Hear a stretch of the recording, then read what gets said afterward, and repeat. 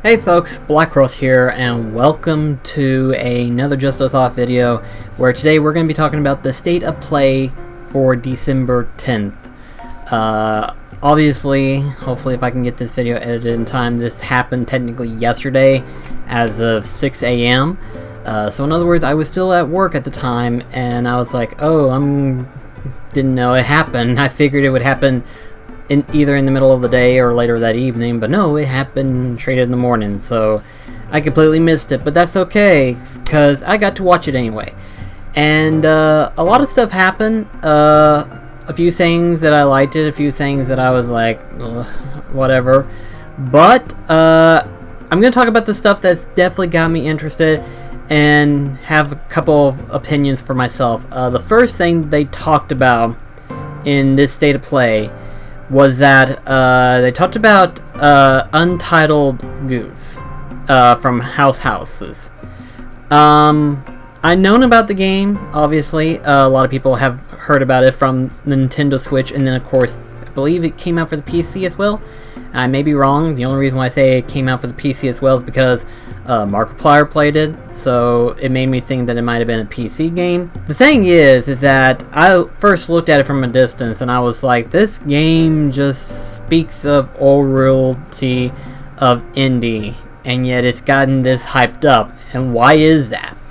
Well, it wasn't until I started to look into it myself that I realized this is actually a solid game. And it is one of those solid games that basically it has achievements and a list of stuff to do and everything. And it's one of those things where it's like, normally I would not go for this game, but I ain't gonna lie, after hearing so many people talk about this game, a lot of good stuff and everything, I can kind of see now why people like Untitled Goose. It's one of those things where I was kind of mixed before, but now I have to say that I'm actually on board with this game. And since it's coming out to the PlayStation 4, that is actually really good. That is going to be something I'm going to be doing definitely sooner or later. And it's going to be something... It's one of those games, in my personal opinion, it's one of those games that you can either enjoy it from a distance, watch someone else play it, or if you feel like you just want to chillax and play a game or something like that, this seems like the type of game that you could probably chill with and stuff. Nothing too major, but it is something that, hey, the fact that it's coming out for the PlayStation 4, that's great, you know? It's good to know that even though we're literally on the last year of the PlayStation 4, it's good to know that we're still going to get a bunch of good games, even still. And the funny thing is, this comes out on the 17th, so literally days from now, we will be able to download and play Untitled Goose. So that's going to be interesting. Now, of course, as you all know, there was a little bit of a mix-up. So, before this happened, there was word going around that Square Enix had a mishap where they had the Kingdom Hearts 3 Remind DLC trailer put onto the Kingdom Hearts YouTube channel. Well, what happened was, instead of setting it on private, it was unlisted. Now, when you unlist something, technically people can watch it. It's not actually publicly announced, but if you go on their YouTube channel, you can actually see it and you can technically view it. Technically, someone did an oopsie and they had it unlisted, so a bunch of people saw it. As to say how many actually saw it, it's hard to say. I saw it because I was interested, and I was like, ooh, I gotta see this. And then about an hour later, I found out that technically no one was supposed to know about this until the state of play, and I felt kind of bad that I saw it, but I was still happy that I saw it. At the end of this part of the state of play, when it comes to Kingdom Hearts 3 Remind DLC trailer, we got to see a whole bunch of information in regards to the DLC. Now, there are some things that I do have to say, but at the end of the day, my opinion doesn't really matter, but for others, it might matter. So, let's go ahead and kind of look at what you can get. In terms of add-ons, there are technically 2 pre-order options. We'll talk about the main one. So technically you have the additional story of Remind, so in other words, all the extra story elements that's added onto it. I'm not sure, limited cut episode, and 13 boss battles. So what do it mean, 13 boss battles? It means essentially the data bosses. So technically, if you remember in Kingdom Hearts 3, you did fight the organization, but you fought them in like pairs, with the exception of Master Xehanort himself.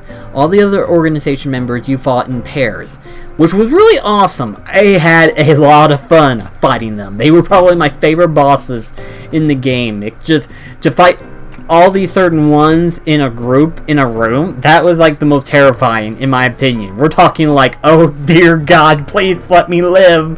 It was fun, I absolutely loved it, but to fight them individually, I would have loved to do that too.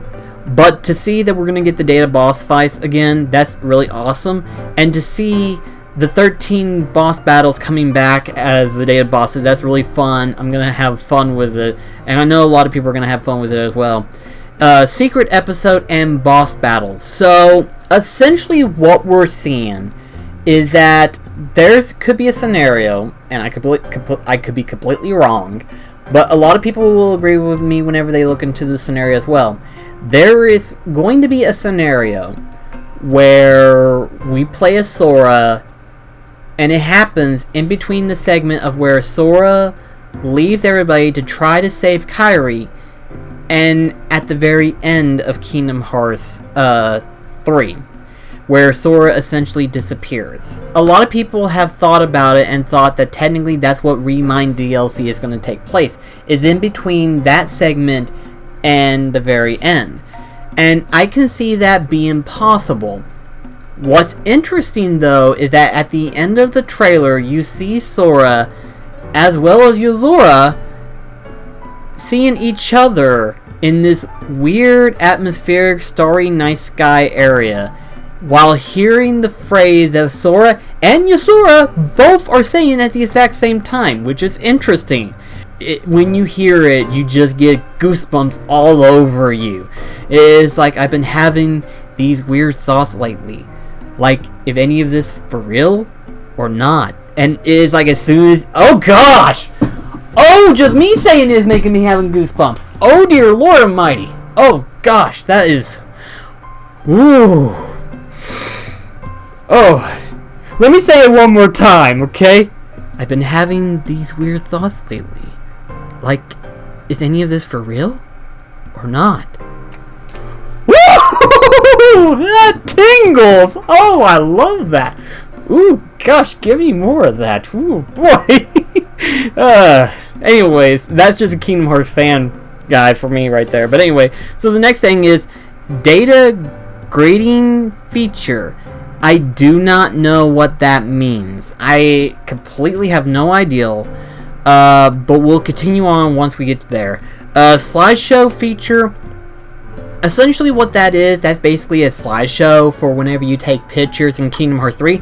If you know, technically when you have the gummy phone, you can take pictures or take selfies, which is another funny thing. You can take selfies or take pictures to where certain things happen in the field and everything like that. You take pictures, and with this slideshow feature, you can actually see your entire slideshow of pictures you have taken.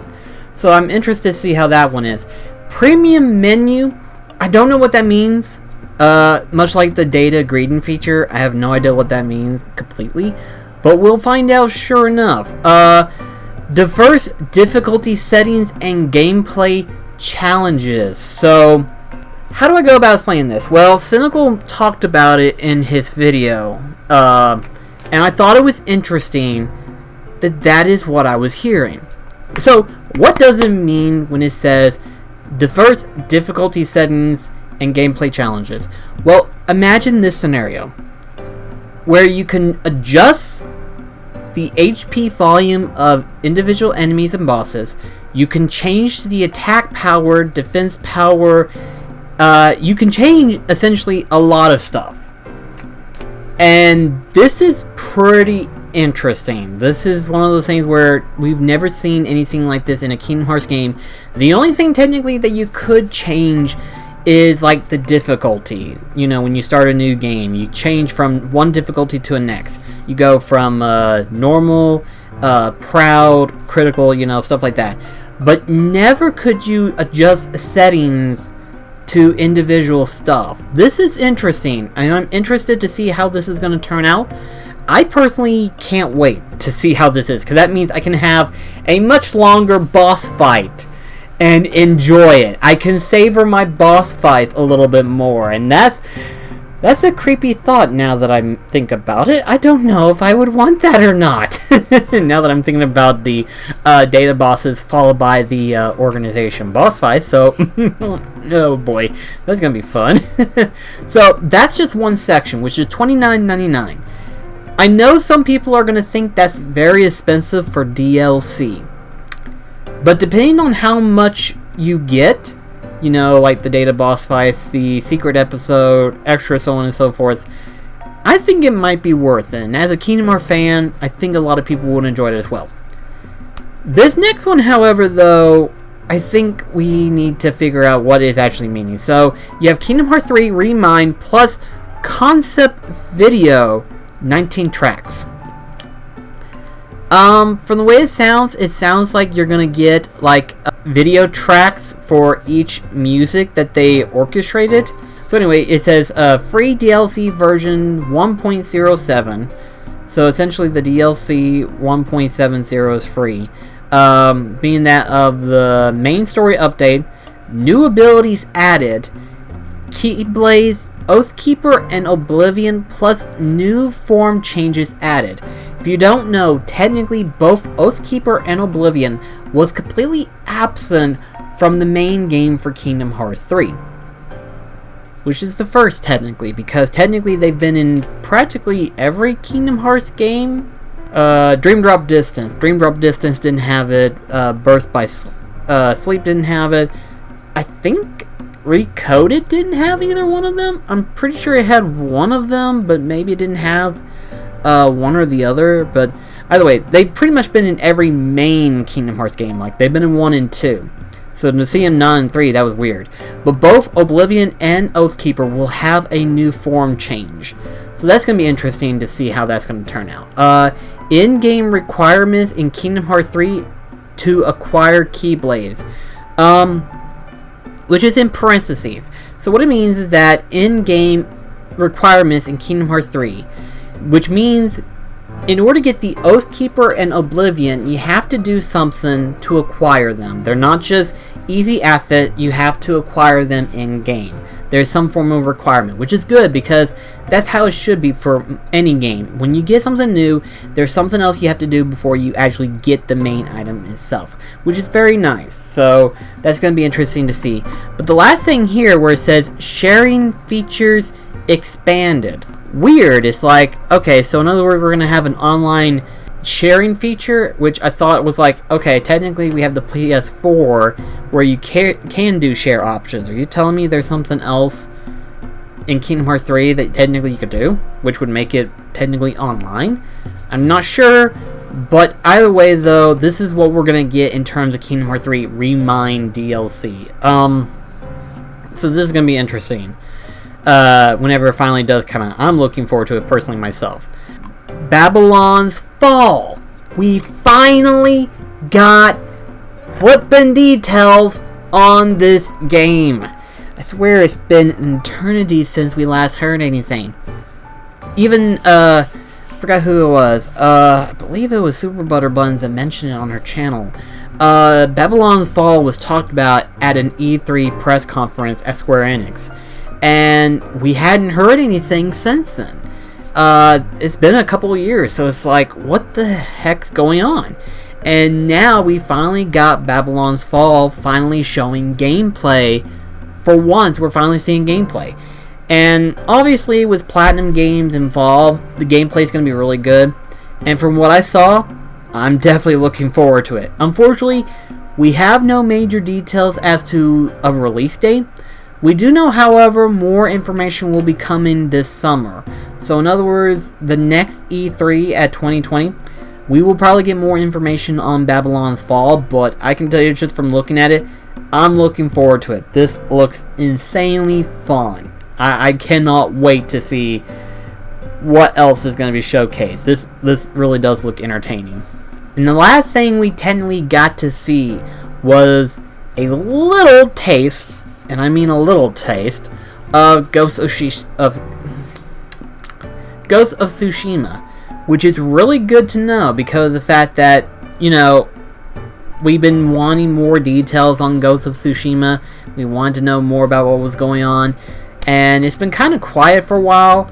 A lot of people, including myself, are thinking that this is going to be moved to a PlayStation 5. But no, it is still confirmed to still be on the PlayStation 4. This is a shock to know that it's still going to be a PlayStation 4 release. I'm actually kind of shocked at this point. But either way, it's good to know that it's still going to be a PS4, which means a lot of people are still going to get to enjoy this game when it finally does come out. When it finally does.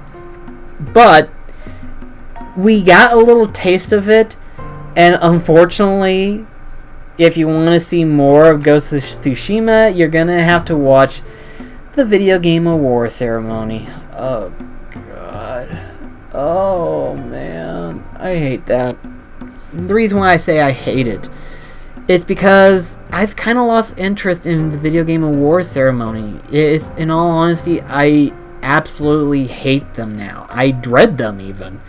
And really, as a gamer, you really shouldn't hate something that is supposed to acknowledge gamers, you know? But nowadays, I look at it and I see nothing more than just one giant production wheel. That's all I see, and I just get so sick of it. And I don't want to be involved with it anymore. I really don't. And it sucks that I have to feel that way, but I don't. I see it, I watch it, and I just go, oh, God, why do I have to watch this? And really, in all honesty, that's not how a video game award ceremony should be. It should be fun, and it's not. I hate it. I absolutely hate it, really, in all honesty. But I'll probably watch it after the whole thing is over with, to where I can skip everything that I don't want to watch. And believe me, there's going to be a lot of it that I don't want to watch, and there's going to be a lot of it that I'm just going to go, oh, not again. But anything that does pique my interest, I will talk about it at some point in time. But until then, I just don't care for the Video Game Awards ceremony. I truly don't. I do apologize, but I hate it so badly right now. I truly do. Well, anyway, guys, that's going to be it for this video. I hope you enjoy a little bit of this, what I thought about a state of play. Admittedly, I think this state of play was a little bit better than the last one, mostly because it features some games that a lot of people wanted to know more details of, which we finally got details. May not be a lot of details, but it was enough to suffice to know that we're still getting it. Like, for example, Babylon's Fall, Ghost of Tsushima, definitely glad to see that. Good to know that we got the release date for the Remind DLC for Kingdom Hearts 3, which is January 23rd. So looking forward to that one. And yeah, that's basically it. I'm very excited for a lot of stuff that we're going to be getting, a lot of stuff that we're going to see in the up and coming months. So in terms of state of play, we got to see a little bit better options, but in all honesty, it was still kind of not a lackluster, but a little bit of a mess. It was alright, you know, it was alright. If you saw something that you liked it out of this one, I'm happy for you. If not, then it didn't do its job, obviously. But anyway, though, guys, thank you so much for watching, and I shall see you in the next video. This is BlackCross signing off. Catch you guys later.